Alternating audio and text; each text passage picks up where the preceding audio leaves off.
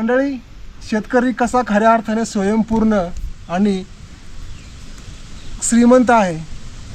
घराच्या अंगणात पिकलेली ही राजगिऱ्याची भाजी शहरामध्ये तुम्हाला राजगिरा मिळतो, पण तो एवढा फ्रेश आणि असा सेंद्रिय खतावर पिकवलेला मिळतोय का? विचार करा. गावाकडचं लाईफ खरं आहे ना, शाश्वत आहे. आपण म्हणतो स्लो लिव्हिंग. स्लो लिव्हिंग म्हणजे असं हळूवार जगायचं नाही आळशीपणाने. स्लो लिव्हिंग म्हणजे निसर्गाच्या हातात हात घालून जगणं. म्हणजे जेव्हा पाऊस पडायला सुरुवात होती अगोदर ही भाजी पेरली जाते आणि ती भाजी बरोबर त्या वेळेवर उगवते. म्हणजे निसर्गाचं जो चक्र आहे त्या चक्राला अनुसरून आपण जे कामं करायची म्हणजे स्लो लिव्हिंग. उगाच आपण ज्या भाज्या खातो पिकवून, तुम्हाला माहिती नसेल कोथिंबीर फक्त आणि फक्त 8 दिवसामध्ये येते, ती केवळ फवारणीमुळं.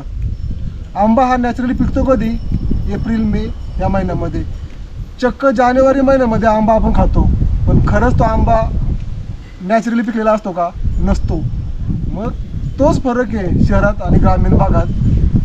जे आपण स्लो लिव्हिंग म्हणतो ना, ते म्हणजे आरामशीर जगायचं नाही, तर निसर्गाच्या हातात हात घालून जगायचं, निसर्गाला सोबत घेऊन जगायचं.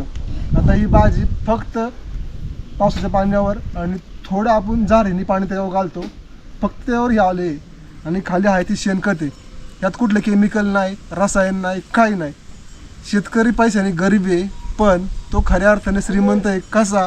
कारण तो शाश्वत खरं आणि जे भेसळ मुक्त असतं ना, तो खातोय. त्याला फक्त तुमच्या सपोर्टची गरज आहे. त्याच्या शेताला हमीभाव मिळाला एवढी त्याची माफक अपेक्षा आहे. बाकी त्याला कर्जमाफी नको आहे. कर्जमाफी करून लोकांना फक्त सवय लागते की मला फुकटचं मिळलं पाहिजे. त्याचा फायदा किती होतो? काही होत नाही. गेले कित्येक वर्ष झालं कर्जमाफी करतायत, पण त्यात फरक पडतो का? नाही.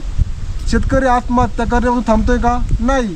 मग मला असं म्हणायचे, कर्जमाफी हे उत्तर नाही, तर त्याच्या मालाला रास्त भाव मिळणं आणि नाशवंत माल बांधावरच खपवणं हे त्याच्यावरचं उपाय आहे.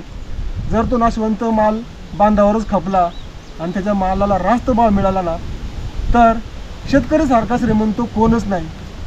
काही वर्षानंतर तुम्हाला ही शेती ना कुठंतरी गॅलरीमध्ये, गच्चीमध्ये किंवा टेरेसवर करावी लागेल आणि तो दिवस लवकरच येईल. तो दिवस येण्यापूर्वी जागे व्हा.